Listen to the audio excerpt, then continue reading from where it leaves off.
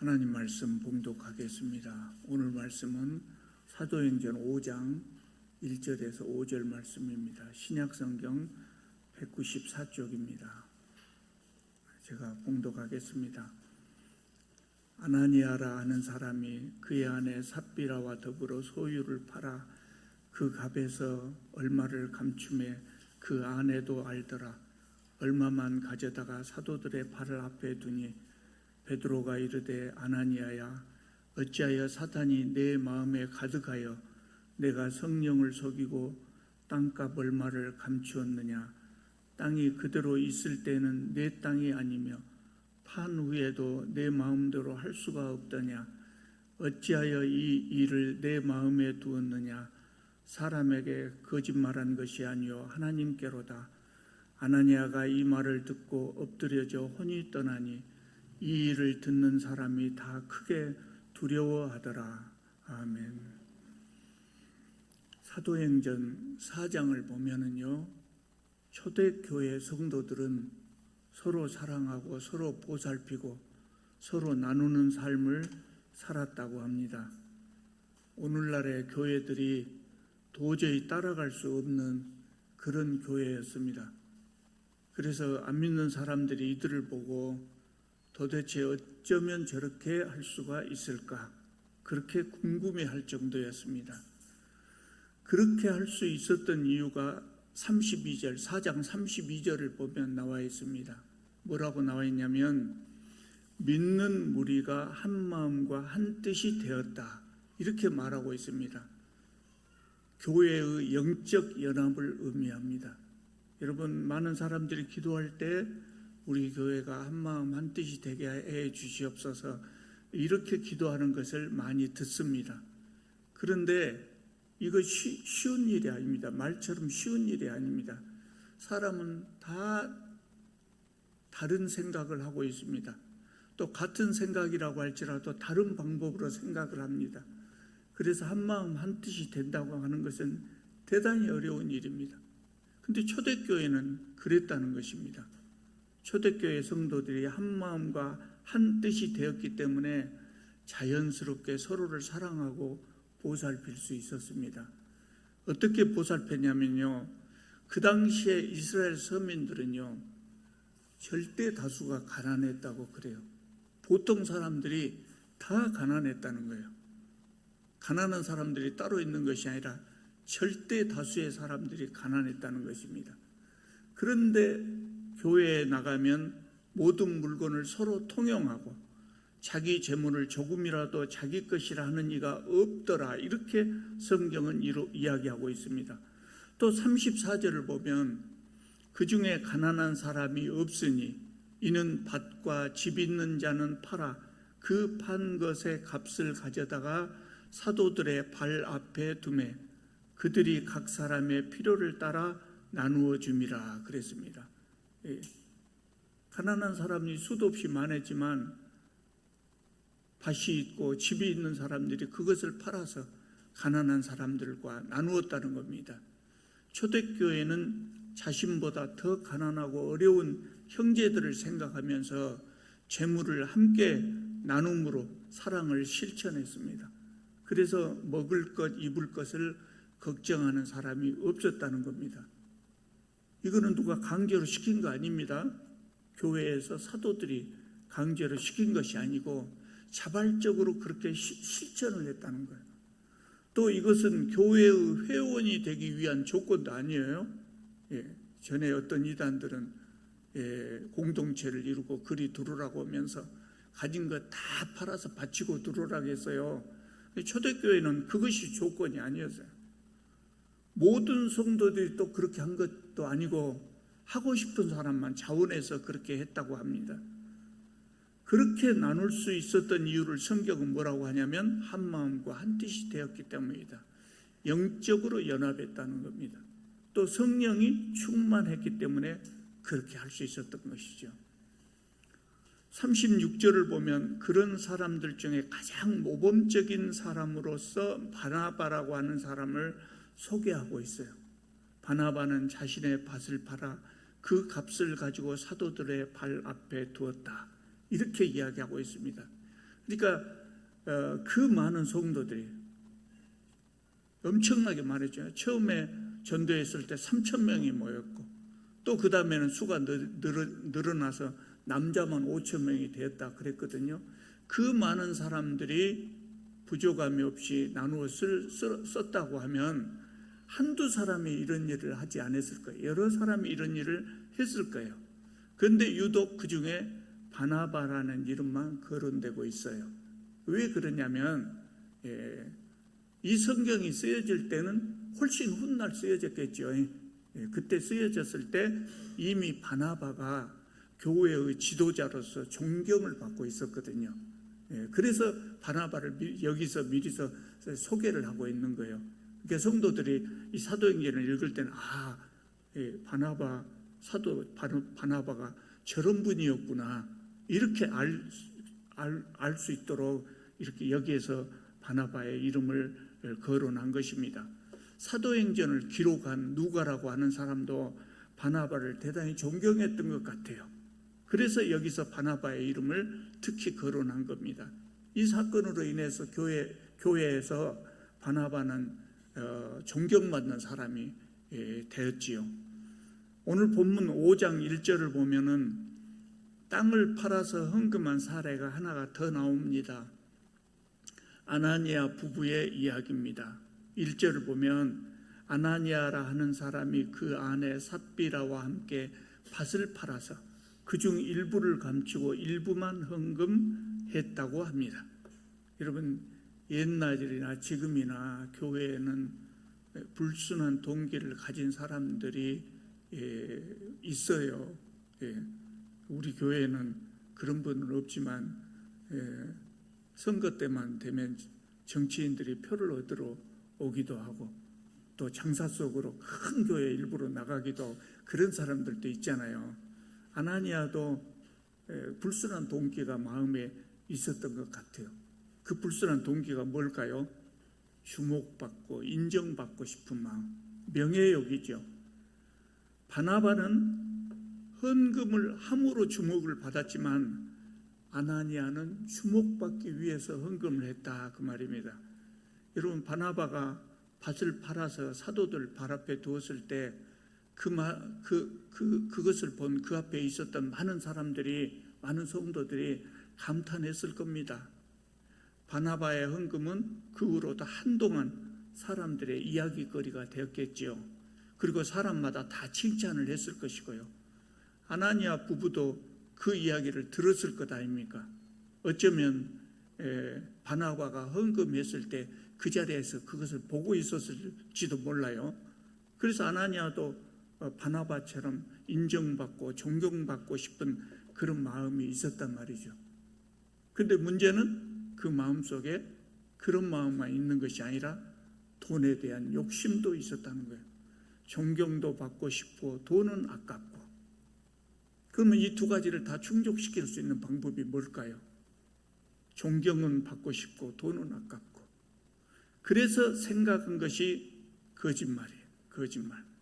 밭의 일부를 팔아서 밭을 팔아서 일부만 헌금하고 전부인 것처럼 속인 것입니다. 그런데 사도 베드로는 그 사실을 알았어요. 어떻게 알았을까요?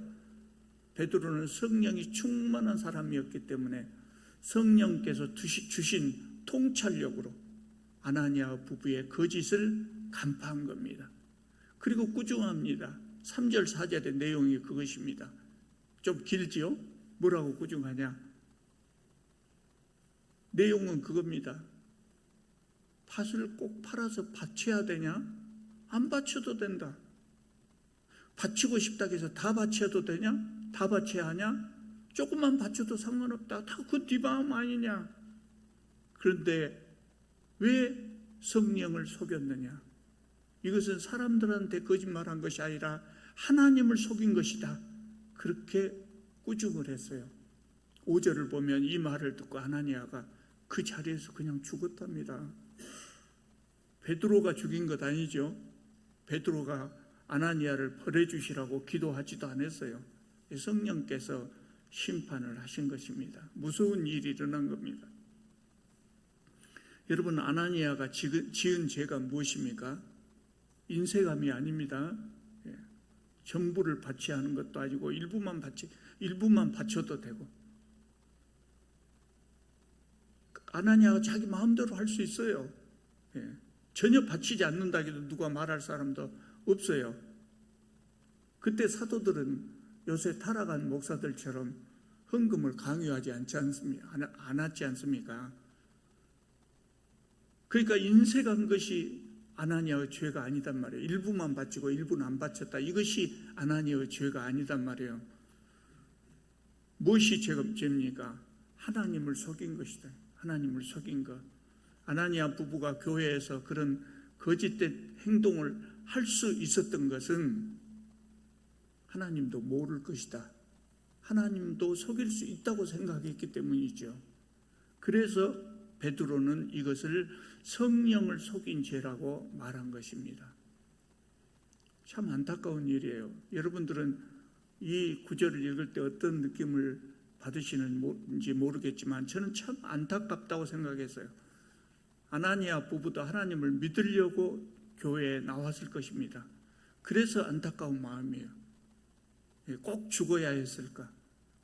그냥 사도들이 꾸중만 하면 안 됐을까? 그런 생각이 늘 들어요. 성령께서 하시는 일을 제가 감히 판단할 수는 없지만 그래서 안타까운 마음이 듭니다. 그런데 이때는 첫 번째 교회 아니겠어요? 처음 교회가 만들어졌어요. 그리고 교회의 여러 가지 제도가 만들어져 가는 과정이었단 말이에요. 그래서 특히 교회의 순수성을 유지를 해야 됐던 것이죠. 사람들이 하나님을 다 잘 몰라요. 하나님이 내가 하는 것을 안 봤기 때문에 내가 하는 행동을 하나님, 내 마음속에 있는 것을 하나님이 모를 것이다. 이렇게 사람들이 생각을 하고 있단 말이죠. 지금과 다르게 그때는 성령께서 아주 강하게 역사하고 계시는 현장이 바로 교회였어요. 그런데 거짓을 허용한다면 교회는 순수성을 유지하기 어려웠을 거예요. 그래서 아나니아 부부가 안타까운 죽음을 당한 것이 아닌가 그런 생각이 들어요. 이런 행위가 죄라는 것을 후대까지 경계하기 위해서 아나니아 부부가 죽음을 당한 것입니다. 여러분, 그러면 우리가 이 이야기를 읽고 우리는 어떻게 해야 될까요? 우리는 지금 은혜의 시대에 살고 있기 때문에 누가 이런 행위를 한다고 할지라도 죽지는 않지요. 죽지는 않겠지만 이것은 하나님을 속이는 죄라고 하는 것은 우리가 분명히 알아야 된다는 거예요. 내가 비록 그런 행동을 했을지라도, 그래서 사람들이 모르고 나를 벌하는 사람이 없다고 할지라도 이것은 하나님을 속이는 죄다. 이것을 알아야 된다는 거죠. 이 본문 말씀은 여러분 너무나 많이 들어본 말씀이잖아요. 그런데 오늘 이 말씀을 우리가 다시 읽는 의미도 그겁니다. 우리가 지금 그런 죄를 지을 수 있지만 이 죄는 아나니아를 죽게 했던 바로 그 죄다. 그걸 우리가 마음속에 다시 한번 새기도록 하기 위해서 이 말씀을 드린 겁니다. 아나니아 부부가 왜 하나님을 속였습니까? 명예욕이다고요. 시기심이라고도 볼 수 있고 명예욕이라고도 할 수 있고 이것 때문에 하나님과 성도를 속인 겁니다. 바나바는 가난한 성도를 돕기 위해서 자기 밭을 팔아서 헌금했습니다. 그러면 순진한 성도들이, 그 순수한 성도들이 이것을 본다면 어떻게 해야 되냐면 바나바의 행위를 칭찬하고 그 믿음을 본받아야 되겠다, 이렇게 생각해야 되지 않겠어요? 그런데 솔직히 말하면 보통 사람들의 마음이 그렇게 순수하지 않은 경우가 있어요. 칭찬하고 본받기도 하지만 마음속에 시기와 질투심이 생기는 사람들도 있단 말이죠. 이것이 죄로 물든 우리들의 마음이죠. 아나니아만 비난할 것이 아니고 사실은 사람의 마음이 일반적으로 그래요. 누가 잘 되는 것을 보면 칭찬하고 싶은 마음도 있지만 부럽기도 하고 시기심도 생기고 그렇단 말이에요. 2000년 기독교 역사에서 아나니아 부부처럼 칭찬받기 위해서 헌금한 사람이 수도 없이 많았을 겁니다. 저도 과거에 그런 적이 있거든요. 저는 지금까지 상당히 큰 금액을 건축 헌금을 했어요. 몇 차례 우리 교회가 예배당을 건축할 때마다 상당히 큰 금액을 헌금한 적이 있어요. 그런데 그럴 때 정말 순수한 마음으로 헌금을 한 것은 아니었다고요. 당연히 감사한 마음이 있죠. 하나님께 감사한 마음이 있어서 헌금을 하죠. 근데 상당 부분은 다른 사람의 눈을 의식하고 헌금을 했어요. 왜 그랬냐면 제가 교회에서 그 차지하는 위치가 있잖아요. 우리 성도님들마다 교회에서 위치가 있단 말이에요. 아니 뭐 위계 질서를 말한 것이 아니라 우리가 생각하는 그 마음속으로 생각하는 위치가 있고, 그래서 성도들이 나에게 어느 정도 기대하고 있을 것이다, 이런 생각도 있잖아요. 그러니까 제가 생각할 때는 10,000원만 했으면, 건축헌금으로 10,000원만 했으면 딱 맞겠는데 다른 사람의 눈을 의식해서 20,000원 할 때가 많았었다고요. 그렇지 않겠어요? 내 형편을 나밖에 모르니까 다른 사람들은 외형만 알지 제 형편을 정확하게 알겠어요? 제 재산도 정확하게 모를 것이고. 그래서 나는 요만큼 하면 딱 내 수준에 맞겠는데 사람들의 눈을 의식하고 이만큼 많이 한 적이 많았다고요. 심지어는 제가 그렇게 헌금을 하면, 다른 사람의 눈을 의식하고 헌금을 하면 적어도 그 부분은 하나님께서 기쁘게 받으시지 않으신다는 것도 알고 있었어요. 그렇게 알면서도 어쩔 수 없이 그렇게 할 수밖에 없더라고요. 그래서 제가 그때 뼈저리게 실감한 것이 뭐냐면, 성도들로 하여금 진실하게 헌금을 하기 위해서는 무기명으로 헌금을 하도록 해야 되겠다. 그것을 그 헌금 할 때마다 느꼈어요. 그래서 그 후로 제가 목사가 된 후로는 제가 섬기는 교회에서는 무기명으로 헌금을 해왔던 것입니다. 여러분, 우리는 비교 의식이나 경쟁심으로 신앙생활을 해서는 절대로 안 되지요. 명예욕이 신앙의 동기가 되어서도 안 되죠. 그런데 우리가 사람인지라 어쩔 수 없이 그런 마음이 든단 말이죠. 심지어 어떤 교회는 성도들을 경쟁시키는 교회도 있어요. 제가 다니는 교회는 그런 교회가 없어서 다행이었는데, 어떤 교회에 가보면은요, 보험회사가 요새도 그런가 모르겠습니다만, 그 전에 보험회사 가보면 뭐 그래프가 겁나 많아요. 막 경쟁시키느라고 그러죠. 꼭 보험회사 같이 헌금 실적을 그래프로 그려놓고 전도 실적을 그래프로 그려놓고 성도들을 경쟁시킨단 말이에요. 교회가 타락한 세상의 방법을 따라가는 거예요. 그것은 그 세속화예요. 세속화. 이것은 교회로 하여금, 성도들로 하여금 아나니아 부부와 같은 죄를 짓게 만드는 거라고요. 시기심, 경쟁심을 유발하는 그런 것이라고요. 그래서 교회 지도자들은 잘 기억을 해야 돼요. 이걸 기억하고 어떤 경우라도 이렇게 교회를 목회를 해 나가면 안 되는 것이죠. 순수한 마음으로 신앙생활을 할 수 있도록 교회는 그렇게 이끌어야죠. 아나니아 부부는 명예욕으로 헌금을 했기 때문에 벌을 받았습니다. 여기서 우리는 바른 신앙이 무엇인가를 짐작하게 된다고요. 바른 신앙이 뭡니까? 오늘 본문만 가지고 본다면 명예욕이나 경쟁심 없이 순수하게 하나님을 섬기는 것, 순수하게 하나님을 섬기는 것, 사람을 의식하지 않고 하나님만 의식하는 거예요. 사람의 칭찬보다도 하나님의 칭찬만 바라보고 신앙생활하는 것, 그것이 바른 신앙이죠. 명예욕과 경쟁심이 왜 생깁니까? 사람들에게 잘 보이고 싶어서 그런 것 아니겠습니까?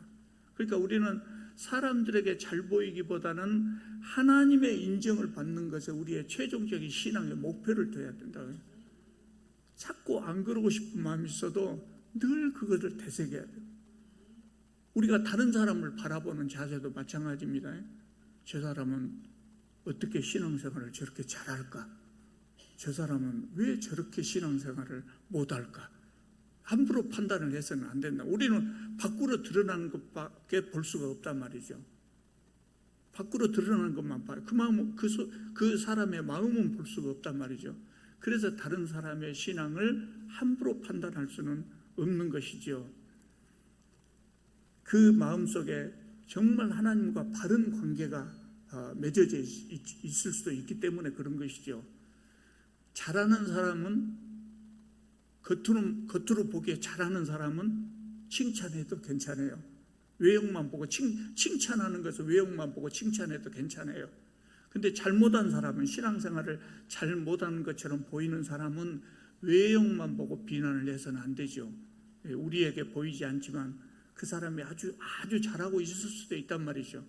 하나님 보시기에 아주 훌륭한 신앙인일 수도 있단 말이죠. 그러니까 바른 신앙이라고 하는 것은 사람들의 칭찬을 받는 것보다도 하나님께서 바르다고 하는 신앙이에요. 그것이 참으로 좋은 신앙이거든요. 여러분, 하나님의 인정만을 바라고 신앙생활을 해야 됩니다.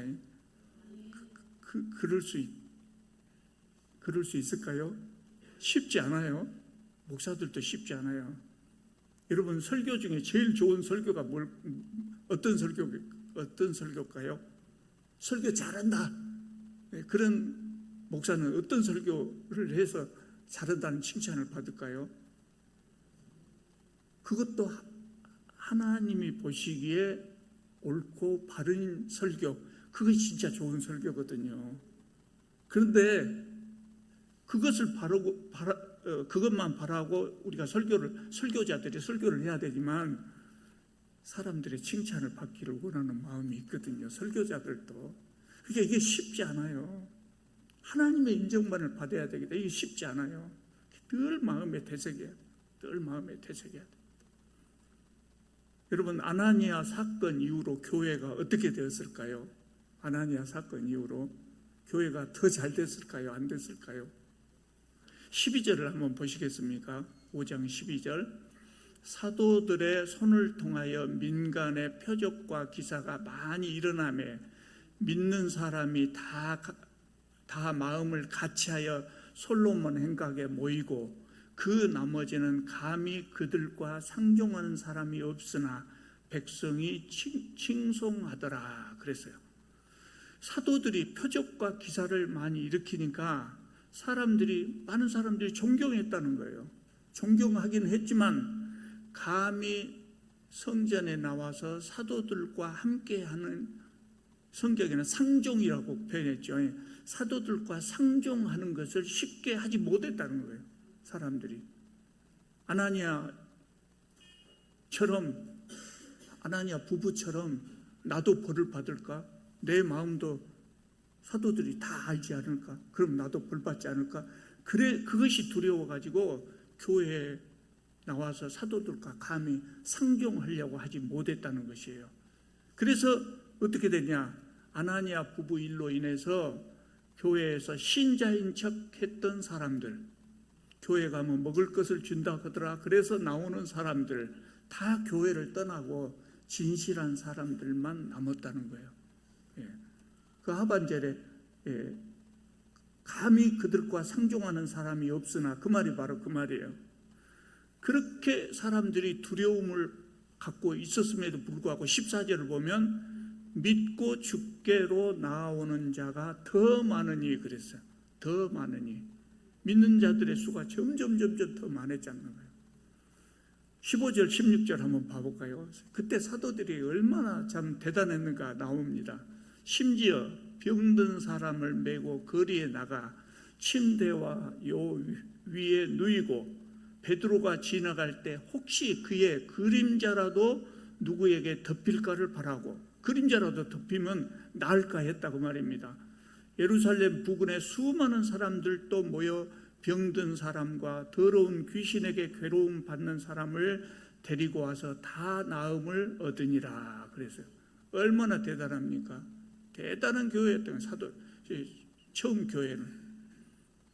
그래서 사도들이 이 표적과 기사를 행하고 기적적인 치유를 행하고 그랬을 때 그 치유가 새신자들을 교회로 이끌기도 하고 사도들의 가르침이 진리라고 하는 것을 확증하기도 하고 십자가에서 부활하신 메시아의 능력이 지금 사도들과 함께 하고 있다고 하는 것을 여실히 보여주는 것이었다는 겁니다.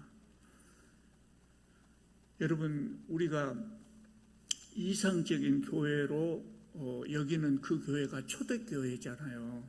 처음 교회, 그 초대교회인데 초대교회에도 사탄의 시험이 있었어요. 오늘 본문에서는 명예욕이 나왔단 말이에요. 항상 사탄의 시험이 있어요. 초대교회 같은 이상적인 교회에도 그런 시험이 있었단 말이에요. 그러면 지금은 시험이 있을까요, 없을까요? 더 말할 것도 없지요. 더 말할 것도 없겠죠. 그러면 우리는 신앙생활을 잘하려면 어떻게 해야 되겠어요? 더 긴장을 해야죠. 늘 자신을 돌아봐야죠. 그러니까 믿는 사람에게도 날마다 자기 성찰하는 것이 필요하다고요. 그래서 우리는 정말 사람들의 칭찬을 받기보다 하나님의 칭찬만을 바라보고 그러면서 신앙생활을 할 수 있기를 바랍니다. 기도드리겠습니다.